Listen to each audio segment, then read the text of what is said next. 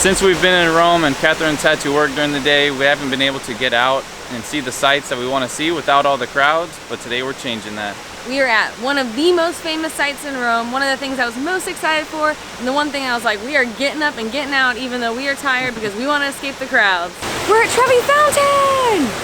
So Trevi Fountain is one of the oldest sources of water in Rome, and it gets about 1,200 people an hour in this spot. I can't even imagine how crammed that would feel. So we are here right before sunrise to try to see it without all of the crowds and kind of enjoy some peace and quiet. It's so beautiful. It's way bigger and more grand than I thought it would be, and just like all the statues and the building is just, it's so beautiful. If anyone's seen the Lizzie McGuire movie, I feel like I'm in it right now.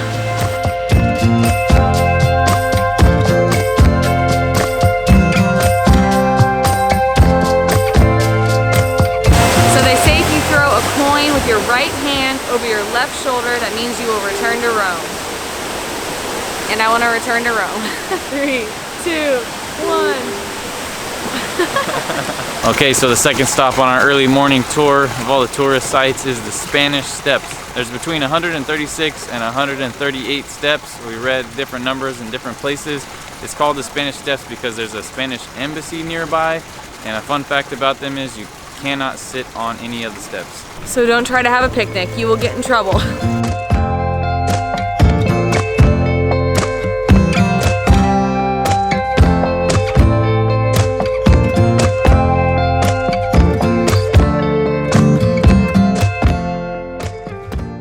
So I know it sucks, but getting up early to see the major sites in Rome is so worth it. Yeah, both of those sites were absolutely beautiful. And getting up early beats the alternative of seeing, what, 1,200 people an hour?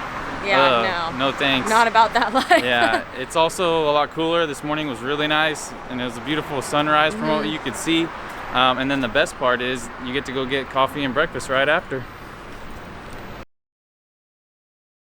All right, we got a few hours of work done. We're checked out of our Airbnb, and now we're hitting the town. So one negative thing about Airbnb is that sometimes you don't have a place to store your bag, like before you check in or after you check out. So we use a service called BAGBNB, which is basically just like local businesses or hotels that you can pay like €5 a day per bag, and they'll store your bag for you. So we're gonna store our bag somewhere in the area that we're in so we can explore without having to lug it around. And now we're in the Trastevere neighborhood, and I'm doing my best to pronounce that. It's tough for whatever reason, but the name means across the Tiber. The Tiber River is the river that runs through the city of Rome. And this neighborhood has kind of a rougher past, but now it's known as like the trendy and cool part of town, so we're excited to check it out.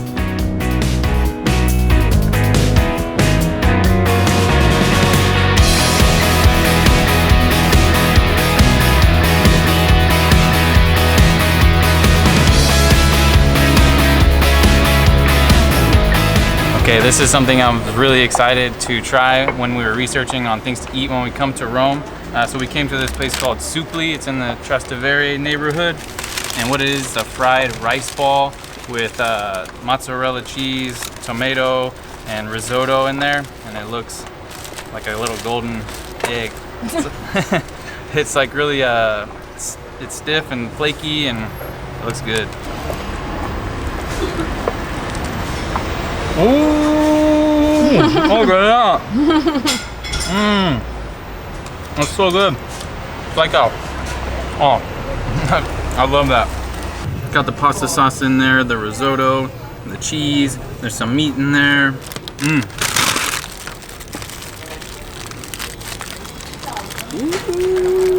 It's like a fried pizza. It's cheesy. Oh no. That is delicious. This one's super good too. I think it's just like straight up cheese and rice, but man, these are good. These are like mozzarella sticks, but like even better because you got the pasta sauce already in it. You don't even have to dip it, except this one. And what's even better than the taste is the price. We paid €6 for 4 of them, and I would say 2 each is a pretty good amount of food. They're rich for sure. So €3 a person for lunch, not too shabby. Whew, So I've been working for the last 5 hours, and I'm sorry to keep bringing up work. I know that's kind of boring, but in reality, that's what I've been doing a lot of this week. And there are just a few things that I'd like to share about working remotely in Rome, in case you would like to do it for yourself. It is just not like working remotely in the US. The coffee shops aren't like the sit down and work on your laptop all day kind of coffee shops. There are no Starbucks here, things like that. And the coffee shops are usually, or the cafes are just really small, and it's kind of like a stand at the counter, drink your macchiato and leave kind of thing. So finding places to actually work has been extremely challenging and stressful. And today we were running around trying to find somewhere to go, and it was just a little bit chaotic. Also, sometimes there's like restrictions, like you can only use laptops during certain times, so that also adds another level of a challenge. And then also, the Wi-Fi is sometimes not that great, and that can be hard too when you're trying to do like Google Hangouts and stuff like that. So, moral of the story is if you are going to work remotely in Rome, it's going to require a lot of research. I'll try to list some places below that I found that are a good place to work remotely, but yeah, it kind of made today a little bit stressful, so now I'm going to go eat my feelings and go eat some pasta.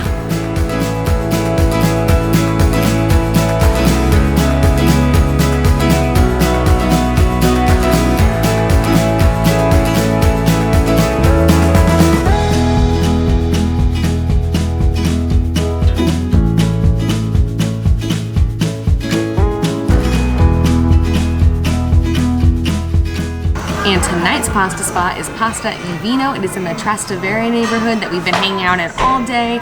We got 2 different types of pasta, both with like a red sauce. One has meat and one doesn't. But what makes this place really cool, and we didn't know this till we got here, is there's a woman behind me making pasta, and it was so fun to watch. They also have a quick service location just around the corner, so if you want something more grab and go or a little bit faster, they have that as an option as well.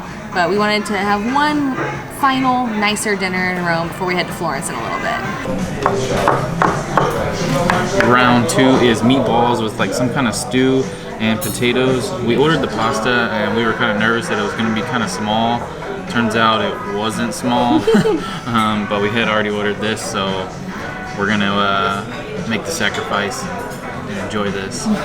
Ooh, stuffed from another solid meal. Oh my gosh, I am so full. I am also forever ruined with Italian food, and I don't know how I'm ever gonna go off gluten again. I am kind of hooked on the gluten again, so I don't know. This is gonna be a challenge when we get back to the States. We've got a problem, but we made a promise. We have one more gelato place to try, and we're gonna uphold that promise. Ooh, we always have room for gelato though, let's be real. It's like they know.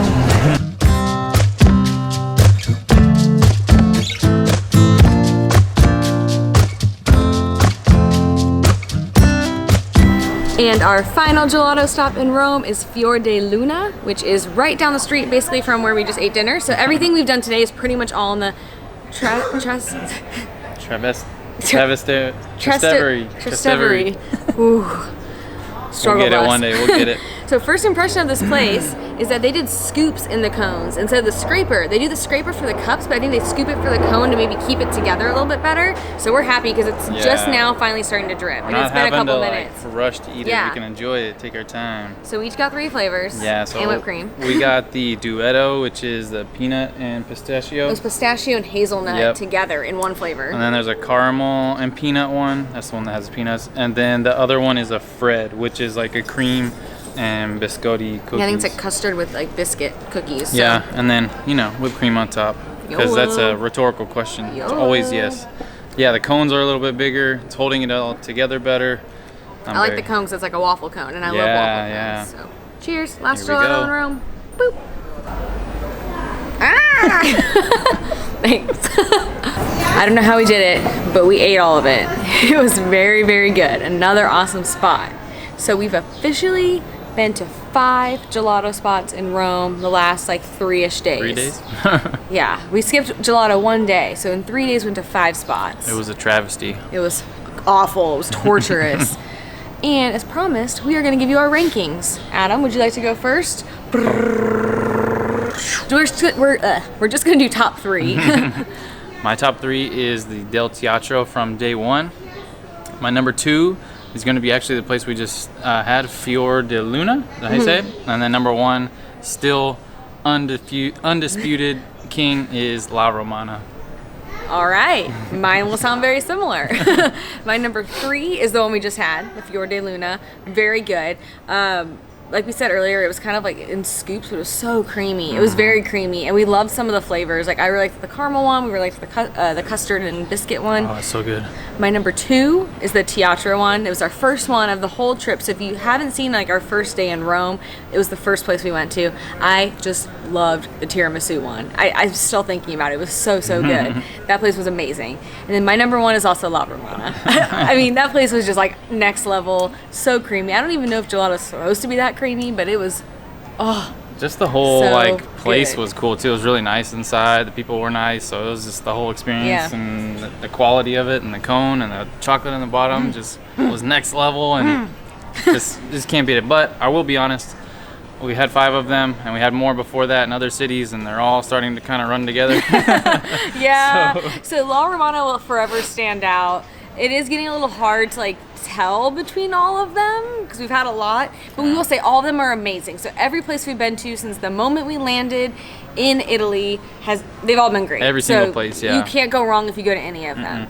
But we're really excited because we're going to Florence next. That's like what we're about to do right now, and we hear they have amazing gelato there. And podcast we listened to, the guy loves ice cream, and he says it's the best gelato city, and he had the best gelato of his life there. So we're very excited to see what Florence has to offer. We're gonna test that out. So we are about to go pick up our bags and head to the train and then make our way to Florence. Let's go. P.S. This neighborhood is really cool. It's hopping. There's lots of restaurants and bars, and everyone's out right now, and it's a really cool vibe. They also have this like market going on in the summer, like starting at 7 p.m. I think every night along the river. So if you're here in the summer, definitely check that out. Unfortunately, we don't have a chance to go. We love markets, but it looks really cool. We made it to Florence, but we are sad to have left Rome. My heart is still in Rome. I loved Rome. Rome was awesome. It surprised me. I knew I'd like it, but I think I liked it more than I thought I would. Same here. It was really cool. Yeah. So much history there, so much beautiful architecture, but we're very excited to be in Florence too. We caught a sneak peek at the Duomo on our walkover, and that got me extra excited. So we say walkover, but really it was supposed to be a bus over. But the buses didn't show up. Yeah, the trains have been excellent. The buses have not so much. Yeah, we've had a lot of issues with the buses in Italy, so keep that in mind. Like, they'll say like coming at this time and then they'll never show up. And this was probably the second time we waited for like over 20 minutes, and we could have been to like where we needed to be by walking. So I think we're just gonna start walking from now on. But it can only go up from here. Yeah, I mean, it says it's there, like posted on the Times, and it says it on Google Maps that it's supposed to be here. It's still not there. Still doesn't come. So, but it's okay. We got some exercise. We were feeling very full from this evening's eating. So it was very nice to walk it out a bit. Yeah. But it is almost midnight. We are pooped. We have a semi-big day tomorrow. It's another one of those work plus sightseeing days, but it's going to be fun, though. Yeah, I'm excited to finally see Florence. So we're going to go to bed. Good night. This is so weird. So we downloaded the Face app. I'm sure it's big All by the now. rage these days. It's I'm sure it's big by now. And by the time this vlog's posted, it'll probably not be a thing anymore. I took a picture from me at the Coliseum the other day. Threw the age filter on there, and it's the exact same thing, same picture. Like, it's my dad at the Coliseum. All right, we're doing Kathryn's photo now. Is it bad? Is it bad? Am I ugly? Hey, I should not be so loud. You ready? Yeah.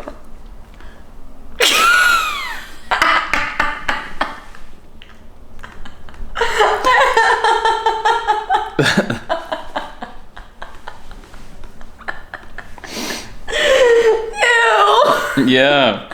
Why do I look weird? I hope you don't look like that. It's like my eyes got closer to my nose. That's bad.